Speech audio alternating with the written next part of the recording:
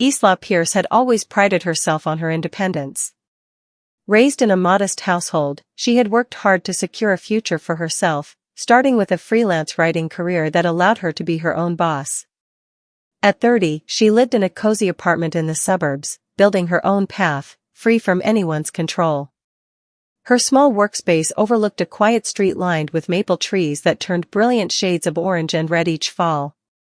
It wasn't much, but it was hers, earned through years of early mornings and late nights hunched over her laptop. When the headaches began, she dismissed them as stress or eye strain, hazards of the job. When they persisted for weeks, becoming debilitating migraines that left her nauseated and unable to work, she reluctantly made a doctor's appointment. The diagnosis came after an MRI revealed what the neurologist solemnly called a significant abnormality. A rare vascular condition. One that required immediate attention. One that could kill her. Everything happened in a blur after that. Specialists. Second opinions. Treatment plans. The words all blended together into a terrifying symphony of medical jargon, but one thing remained painfully clear: the procedures would be extensive, the recovery long, and the costs astronomical. Don't worry about the money right now, Dr. Sharma had told her. Focus on getting better. Easy for him to say. Even with her insurance, the out-of-pocket expenses were mounting faster than she could track them. Each specialist consultation added another layer of debt. The required tests weren't fully covered. The medication costs alone were enough to make her stomach churn with anxiety. When she finally broke down and called her parents, it was from a hospital bed the night before her first surgery. "Mom," her voice cracked. "I don't know what to do. The bills, they're too much." Sarah Pierce's voice had been steady, reassuring. "We'll figure it out, sweetheart. Your father and I have some savings." "I can't ask you to." "You're not asking. We're offering," her father, Robert, had interjected, his voice gruff with emotion. "We're family. This is what family does." The relief she felt was overwhelming. Through tears, Isla had thanked them profusely, promising to pay back every penny once she recovered. It was a lifeline thrown when she was drowning, allowing her to focus solely on the fight ahead. The surgeries were successful but grueling. Weeks in the hospital followed by months of recovery at home. Her parents had been there through it all, her mother bringing homemade soup and fluffing pillows, her father driving her to follow-up appointments and pharmacy runs. They made sure her apartment was clean, her bills were paid, and her needs were met. It was during the third month of her recovery that Isla first noticed the shift. "Do you really need to be working already?" her mother asked one afternoon, eyeing Isla's laptop with disapproval. "The doctor said rest was important." "I'm just answering emails, Mom. Some of my clients have been incredibly patient. I don't want to lose them." "Clients," her father scoffed from the kitchen. "Maybe it's time to consider something more stable. You know, Tom Jenkins' son works at that insurance company downtown. Good benefits. Paid sick leave." Isla forced a smile. "I'm fine with freelancing, Dad. It gives me flexibility, especially now." "Flexibility doesn't pay medical bills," he muttered. Later that night, as her parents prepared to leave, her mother handed her a folder. "What's this?" Isla asked. "Just the paperwork for the loan," her mother said casually. "We took out $32,400 from our retirement account to cover your treatments. The interest rate isn't terrible, but we'll need regular payments once you're back on your feet." Isla stared at the folder, her throat tightening. She had known they were helping, but she hadn't realized they'd formalized it as a loan with documentation.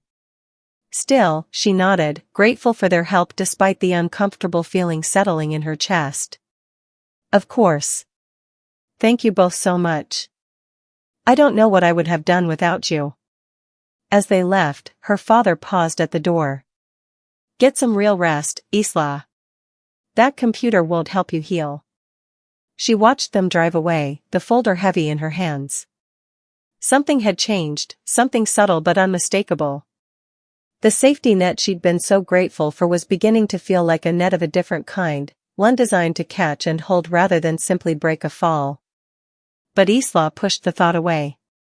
She was being paranoid, oversensitive from the medications and the stress of recovery. Her parents had saved her life with their generosity. She owed them everything.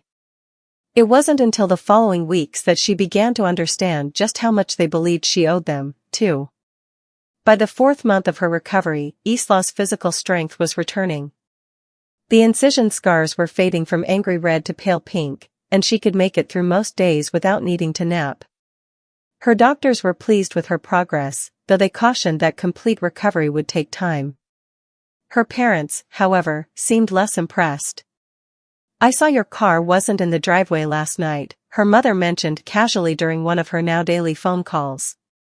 "Were you feeling well enough to go out?" Isla paused, caught off guard by the question. "I had dinner with Megan. Just at the cafe down the street." "Oh." Her mother's tone held a note of disapproval. "I would have thought you'd be saving money, considering." "Considering what, Mom?" "Well, the loan, of course. That cafe isn't exactly budget-friendly." Isla felt her cheeks flush. "It was just tea and a sandwich. Megan paid anyway." "That's nice of her," her mother replied, though her tone suggested it wasn't nice at all. "You know, your father and I had to postpone our anniversary trip to help with your situation." The word situation hung in the air like a cloud of toxic smoke. As if her life-threatening condition had been an inconvenience she'd chosen. "I'm sorry about that," Isla said quietly. "I'll start making payments as soon as I can get more clients again." "Don't rush," her mother said, though her words contradicted her earlier concern. "Your health comes first. That's why we're here." After the call ended, Isla sat staring at her phone, a hollow feeling expanding in her chest. What had once been genuine concern now felt like surveillance. The pattern continued over the following weeks. Her father began dropping by unannounced, often during work hours, claiming he was just checking in. Each time, his eyes would drift critically to her computer screen, taking note of whether she was working or, in his words, wasting time on social media. "That article you're writing," he said one afternoon, peering over her shoulder. "How much does it pay?" "Dad, please. I can't concentrate with you standing there.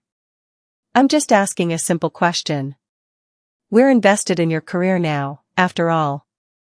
The word invested made her stomach twist. "It pays $500, she answered reluctantly. He whistled.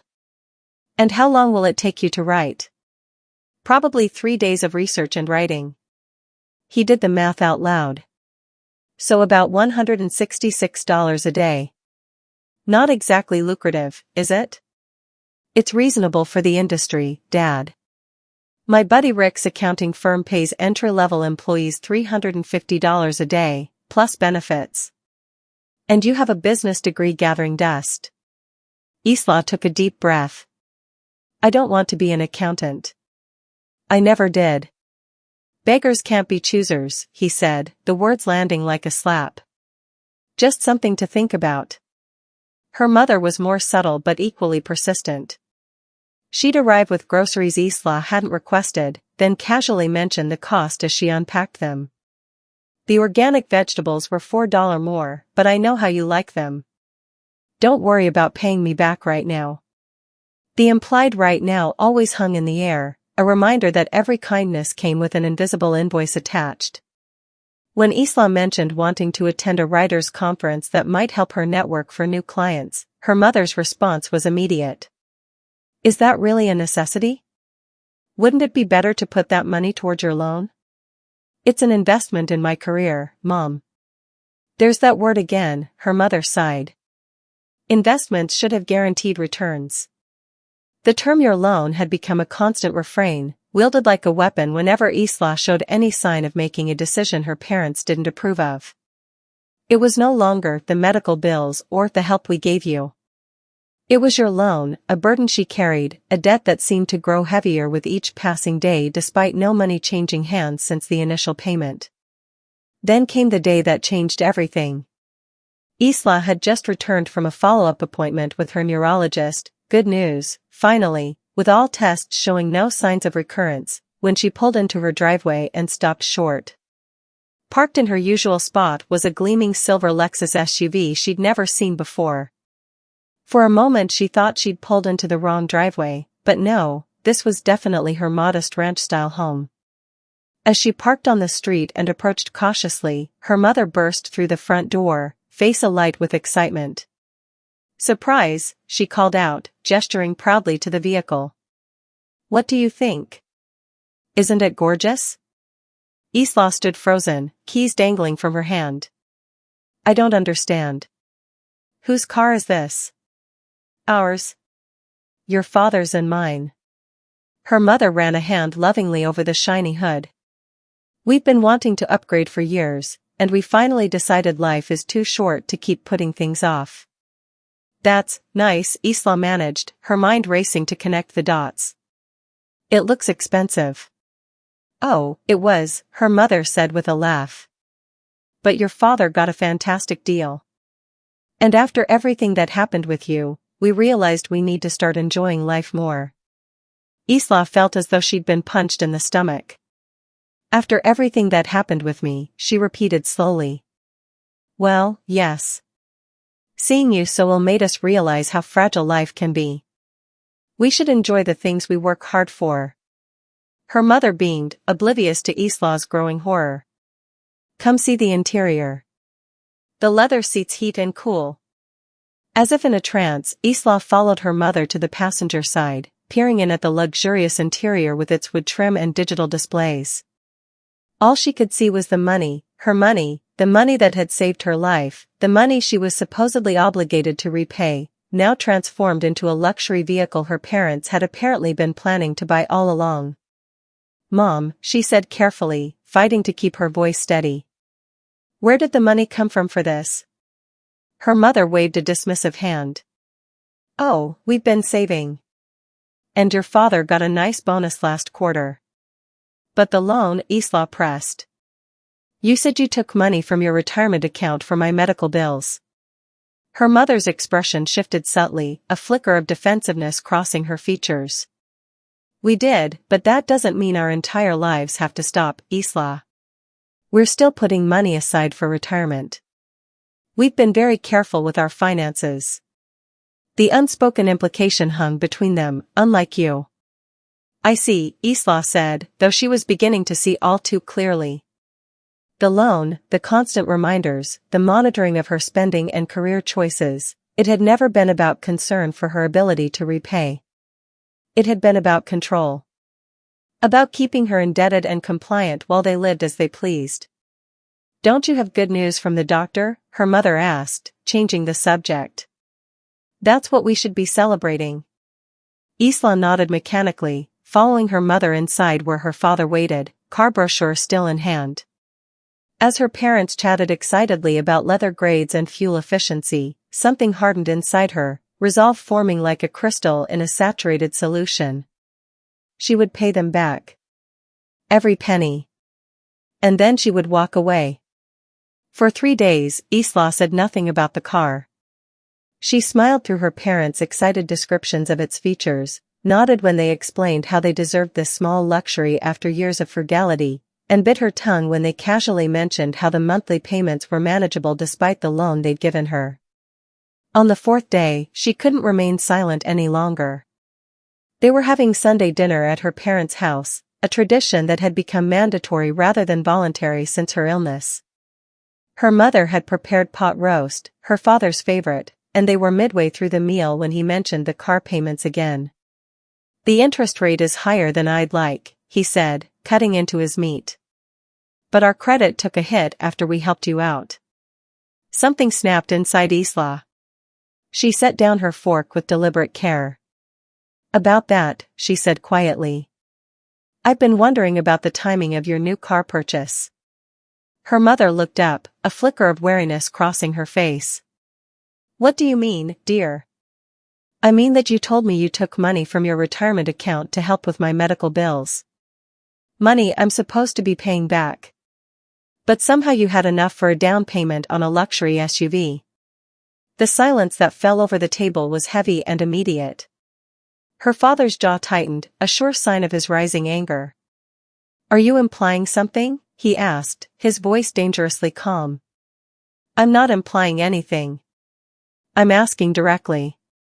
Did you use the money you supposedly loaned me to buy that car? Her mother gasped. Isla. How could you think such a thing? Easily, Isla replied, surprising herself with her steady tone. For months, you've been monitoring every dollar I spend, questioning my career choices, making me feel guilty for going out with friends. All because of this loan hanging over my head. Then suddenly you have enough money for Alexis? We've been saving for years, her father snapped. Long before you got sick. Then why take money from your retirement account for me? Why not use those savings? Because retirement funds are different from car savings, her mother interjected weakly. So you never actually had to make any sacrifices to help me, Isla pressed. You just repositioned some money and called it a loan so you could hold it over my head. Her father's face reddened. We saved your life with that money. No, Isla corrected him, doctors saved my life. You paid the bills, which I'm grateful for. But you've been using that gratitude to try to control me ever since. Control you? Her mother's voice rose in pitch. We're your parents. We're trying to guide you. Guide me? By telling me my career is worthless? By making me feel guilty for having dinner with a friend? By suggesting I'd be better off working at Rick's accounting firm? At least that would be a real job, her father shouted, slamming his hand on the table hard enough to make the dishes rattle. Not this hobby you call a career. There it was. The truth, finally spoken aloud. My hobby paid all my bills before I got sick, Isla said, her voice now ice cold. And it will again. Including every cent of your precious loan. Isla, please, her mother pleaded. Your father didn't mean. Yes, he did. You both did. Isla stood up, her dinner half-eaten. I'm going to pay you back. Every penny. And then I never want to hear about this loan again. Her father scoffed. With what money? Your little articles? Something fierce and protective rose in Isla's chest, not for her parents, but for herself, for the life she'd built, for the independence she was watching them try to dismantle. Yes, she said simply. With my little articles. With my hobby. With my career that you've never respected but has sustained me just fine. She reached for her purse. And once I've paid you back, I'm done. No more Sunday dinners. No more daily check-ins. No more suggestions about real jobs or proper spending. You don't mean that, her mother whispered, tears welling in her eyes. We're family. Family doesn't use money as a weapon, Isla replied, her own eyes dry. Family doesn't make you feel small for accepting help. Family respects your choices, even when they don't understand them. Her father stood now too, his face mottled with anger. After everything we've done for you, this is how you repay us? With ingratitude? I'm going to repay you with money, Isla said. Which is apparently what matters most to you both. The gratitude I felt died the moment I realized what this loan really was. And what exactly do you think it was? Her father demanded. A chance to make me dependent again. To erase the life I built and remake me into the daughter you always wanted. Isla headed for the door, pausing with her hand on the knob. I'm sorry that who I am has never been enough for you. But I'm not changing to pay off a debt. She left without looking back, the sound of her mother calling her name fading as she walked to her car. Her hands shook as she started the engine, but her resolve was firm. It was time to take back her life. The next morning, Isla woke before dawn, her mind clearer than it had been in months. The confrontation with her parents had left her exhausted but oddly liberated, as if speaking the truth aloud had broken some spell that had been cast over her since her illness. She made coffee and opened her laptop, creating a new spreadsheet titled Freedom Fund.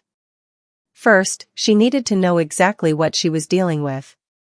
She pulled out the folder her mother had given her months ago, reviewing the loan terms for the first time with fully open eyes. $32,400 at 4.5% interest. Monthly payments of $600 required beginning 6 months after the initial loan date, which had passed 2 months ago without her parents mentioning it. Whether an oversight or a calculated move to increase her interest burden, she couldn't be sure. Either way, she owed $1,200 in back payments plus the interest that had been accumulating. She calculated that if she stuck to their payment plan, it would take her over 5 years to pay off the loan completely. 5 more years of Sunday dinners and daily check-ins and subtle jabs at her career choices. Unacceptable. Isla opened a new browser tab and began researching loan consolidation options.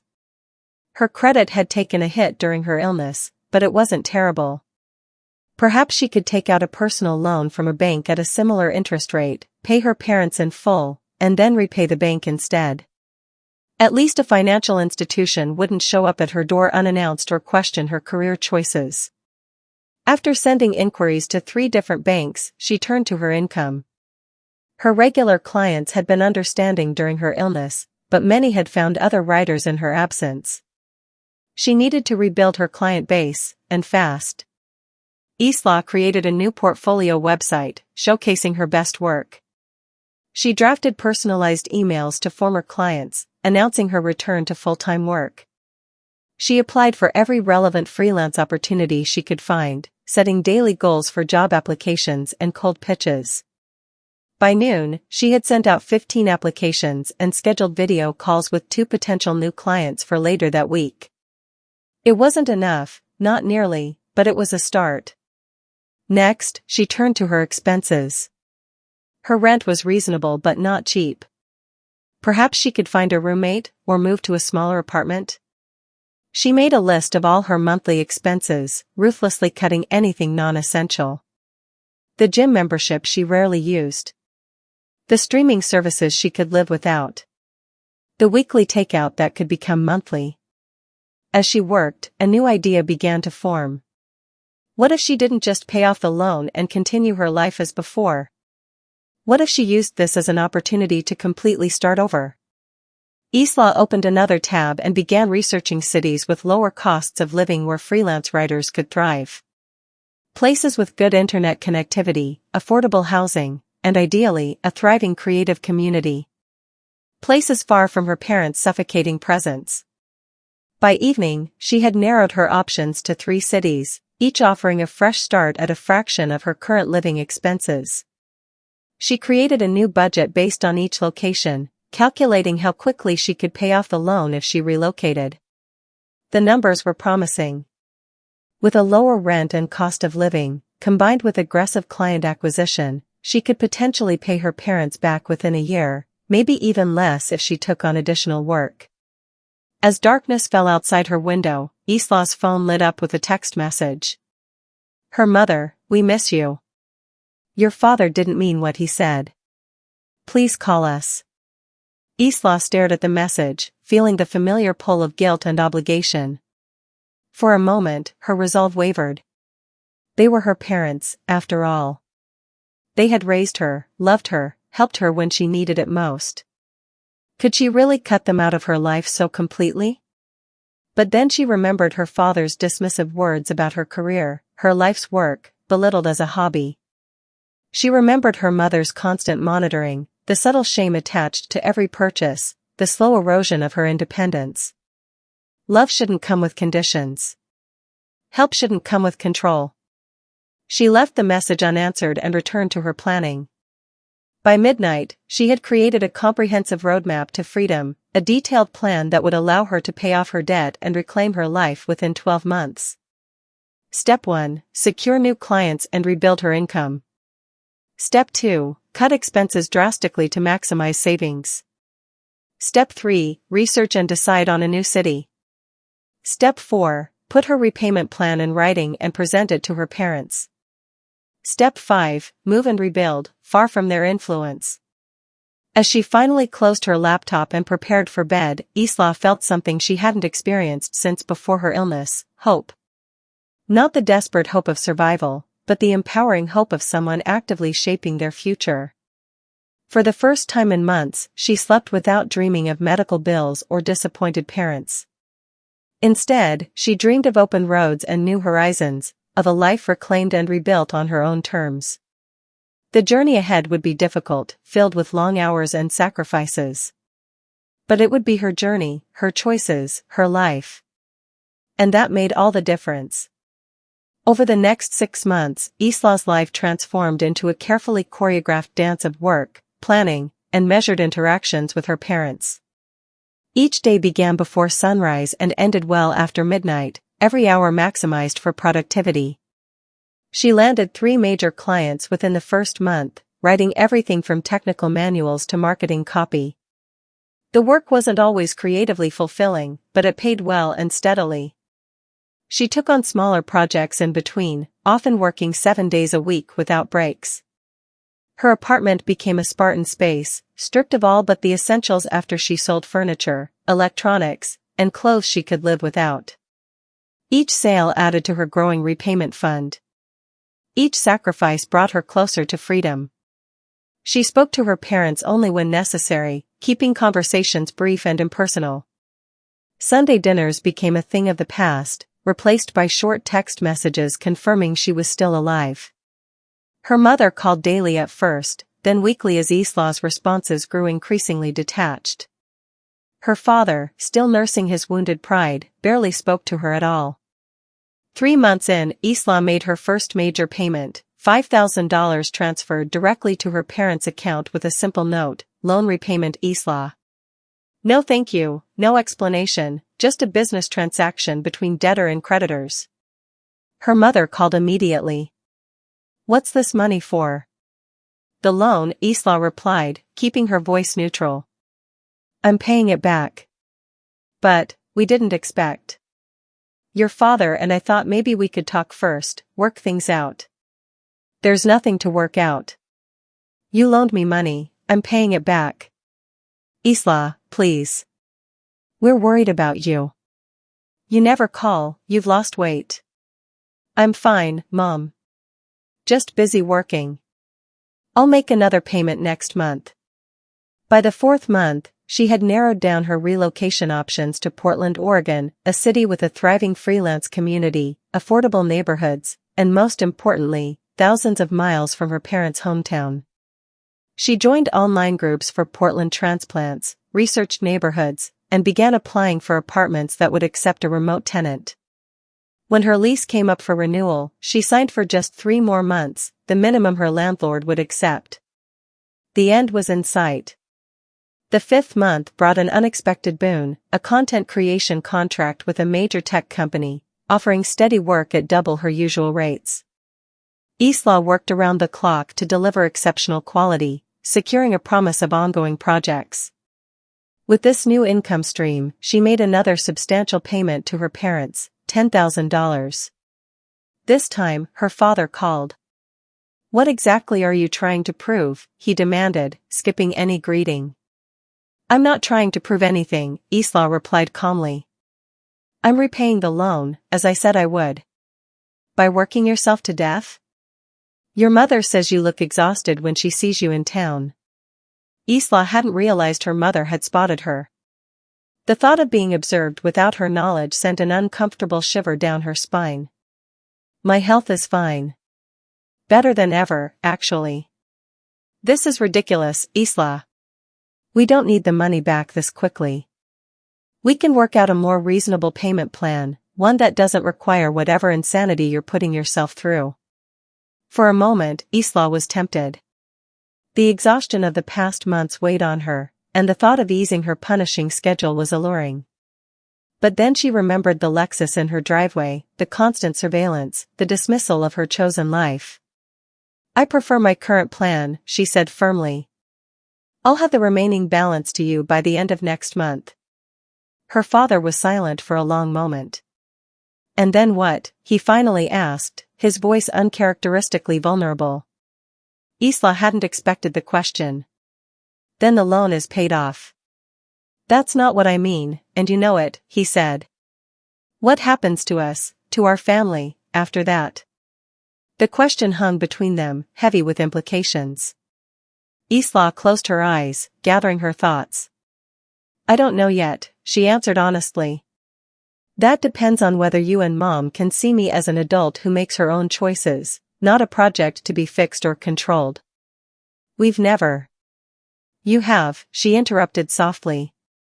Maybe not intentionally, but you have. And I need space to figure out who I am without that influence. Another long silence followed.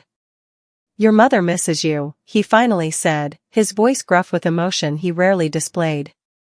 I know, Isla replied. I miss her too, sometimes. But this is necessary. After they hung up, Isla sat alone in her half-empty apartment, surrounded by packed boxes and bare walls. The conversation had left her drained but resolute. There was no turning back now, no matter how familiar the old path might seem. On the final day of the 6th month, Isla made her last payment, $17,400, draining her savings almost completely but fulfilling her debt in full. She attached a formal letter she had drafted with the help of a legal template. Dear Mom and Dad. With this payment of $17,400, I have repaid the loan of $32,400 in full, including all accrued interest. This concludes our financial arrangement regarding my medical expenses. I appreciate the assistance you provided during my health crisis. However, for my own well-being, I need to establish clearer boundaries going forward. I will be relocating for work opportunities. I'll provide my new address once I'm settled. Respectfully, Isla Pierce. The letter was cold, formal, nothing like the warm relationship they had once shared. But it was necessary, a clear line drawn between the past and the future she was claiming for herself. 3 days later, she loaded the last of her possessions into her car and took one final look at the apartment that had been her home through illness and recovery, victory and defeat. So much had changed within these walls. She had changed. As Isla locked the door for the final time, her phone buzzed with a text message from her mother. Please call before you leave town. We have something for you. Isla hesitated, her finger hovering over the delete button.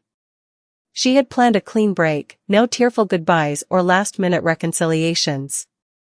But some small part of her, the daughter who had once loved her parents unconditionally, before debt and control complicated everything, couldn't leave without at least hearing what they had to say. She drove to their house one last time, parking on the street rather than in the driveway, a small act of independence. Her mother opened the door before she could knock, eyes red-rimmed from crying. You were really going to leave without saying goodbye, she asked. Isla maintained her composure. I sent a letter with my final payment. A letter. Her mother's voice cracked. After 30 years, our daughter leaves us a letter. Mom, please don't make this harder than it needs to be. Her father appeared behind her mother, his expression unreadable. Come in, he said simply. Just for a minute. Against her better judgment, Isla followed them inside. On the dining room table lay an envelope and a small wrapped package. What's this? She asked warily. Her father gestured for her to open the envelope first. Inside was a cashier's check for $32,400, the exact amount she had paid them over the past 6 months. Isla stared at it in disbelief.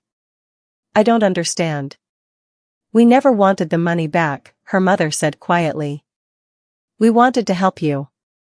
Then why the formal loan documents? Why track every payment? Why make me feel like a burden? Her parents exchanged uncomfortable glances. We thought. Her father began, then stopped, seeming to choose his words carefully. We thought structuring it as a loan would preserve your dignity. So you wouldn't feel like charity. Isla almost laughed at the irony. My dignity would have been better preserved by respect for my choices. We made mistakes, her mother admitted. We worried too much, interfered too much. The car, that was thoughtless timing. It was more than timing, Isla said. It was a symbol of everything wrong between us. Her father nodded slowly. Perhaps it was. But this, he gestured to the check, is a symbol too. Of letting go. Of trusting you to live your life as you see fit. Isla looked at the check again, emotions warring within her. The money would certainly help with her fresh start, provide a safety net as she established herself in a new city. But accepting it felt dangerously like stepping back into old patterns. And what comes with this money? She asked carefully. What expectations? None, her father said firmly. It's yours, no strings attached. Use it for your move, your writing, whatever you need. We won't ask for updates or reports. Her mother pushed the small package toward her. This is just a goodbye gift. Something to remember us by. Isla unwrapped it slowly to find a framed photograph of the three of them, taken on her college graduation day. Before the illness, before the loan, before everything fell apart. They were smiling, arms around each other, pride and love evident in her parents' faces. We were happy for you that day, her mother said softly. Proud of who you'd become. We should have remembered that feeling instead of trying to change you. Isla ran her finger over the glass, remembering the optimism of that day, the sense of unlimited possibility. I can't promise things will go back to how they were, she said finally. I need time. Space. Perspective. We understand, her father said, though the pain in his eyes suggested otherwise. Just, don't shut us out completely. Isla carefully placed the photo and check in her purse. I'll let you know when I'm settled.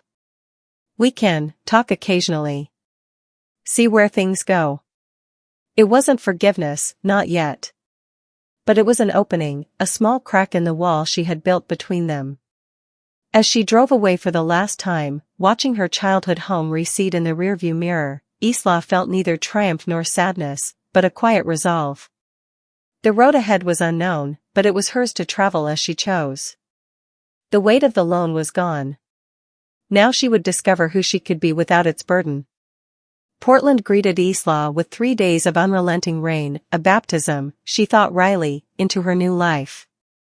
The small apartment she had rented sight unseen was exactly as advertised, compact, slightly worn around the edges, but flooded with natural light when the clouds occasionally parted. The neighborhood hummed with coffee shops and bookstores, populated by people who seemed refreshingly unconcerned with her choices or schedule. She hung the framed graduation photo on the wall but placed it in the bedroom rather than the living room, present but not central to her daily view.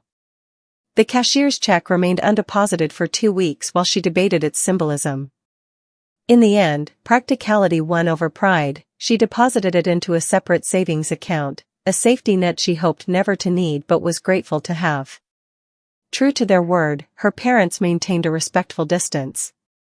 Her mother's texts came weekly rather than daily, simple questions about the weather or local attractions, nothing probing or demanding. Her father sent awkward but earnest emails every few weeks, often sharing articles about freelance writing trends or Portland's arts scene, his way of acknowledging her choices without commentary. Isla responded when she felt like it, sometimes immediately, sometimes days later. The freedom to engage on her own terms felt revolutionary after months of obligation and guilt. Her work flourished in the new environment. The tech company client renewed her contract with a raise, impressed by her reliability and quality. She joined a co-working space 3 days a week, finding both community and structure among other freelancers and remote workers. The remaining days she worked from home or from the corner cafe that had quickly become her favorite writing spot. 6 months into her Portland life, an invitation arrived in her email, a family reunion at her parents' lake house over Labor Day weekend. Extended family would be there, aunts, uncles, cousins she hadn't seen in years. The email ended with a postscript from her mother, no pressure. We understand if you're not ready. Isla's finger hovered over the delete button, just as it had the day she left town. The old fear surfaced, that stepping back into their orbit, even briefly, would somehow reset her progress, pulling her back into patterns she'd fought so hard to escape. That evening, she walked along the Willamette River, watching the sunset paint the water in shades of orange and pink. A couple passed by, an elderly man and woman holding hands despite the canes they both used for support. They nodded at her in greeting, continuing their slow but determined journey along the riverbank. Something about their steady pace, their quiet companionship, made Isla think about the nature of relationships, how they evolved, adapted, sometimes failed but occasionally found new footing. Her parents had been wrong, had overstepped, had used financial support as a tool for control. But they had also, in their imperfect way, tried to make amends. The question wasn't whether they deserved another chance. The question was whether she was strong enough now to engage with them without losing herself in the process. Back in her apartment, Isla composed a careful reply. I won't be able to attend the reunion due to work commitments. But I'd be open to a video call that weekend, if that works for you both. It was a small opening, but significant, the first time she had initiated contact rather than merely responding to theirs. Her mother's reply came almost instantly, we would love that. Any time that works for you. When the video call connected that Saturday, Isla was prepared for awkwardness, for forced conversation and painful silences. Instead, she found herself genuinely laughing at her father's story about getting lost trying to find a new grocery store, and listening with interest as her mother described volunteering at the local library. They asked about Portland, about her work, about her new friends, but the questions came without the undercurrent of judgment she'd grown to expect. When she mentioned a weekend trip to the coast with a group from her co-working space, there were no subtle inquiries about the cost or whether the time away had impacted her productivity. You look happy, her mother said simply. That's all we ever really wanted for you. The words could have been meaningless, the kind of thing parents were supposed to say, but something in her mother's expression suggested a sincerity that hadn't been there before. Perhaps the distance had changed them too, had forced them to confront their own motivations and behaviors. As fall turned to winter, Isla established a new routine with her parents, monthly video calls, occasional emails, and a careful dance of boundaries that all three of them were learning to respect. She declined their invitation to visit for Christmas, choosing instead to spend the holiday with new friends in Portland, but sent thoughtful gifts and called on Christmas morning. When her mother mentioned in February that they were planning a West Coast trip in the spring, Isla surprised herself by suggesting they include Portland in their itinerary.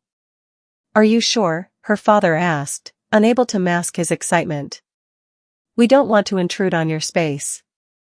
I'm sure, Isla replied, and found that she meant it. You can stay in a hotel downtown, and I can show you some of my favorite places. The visit, when it came in April, was neither the disaster she had feared nor the perfect reconciliation her parents might have hoped for.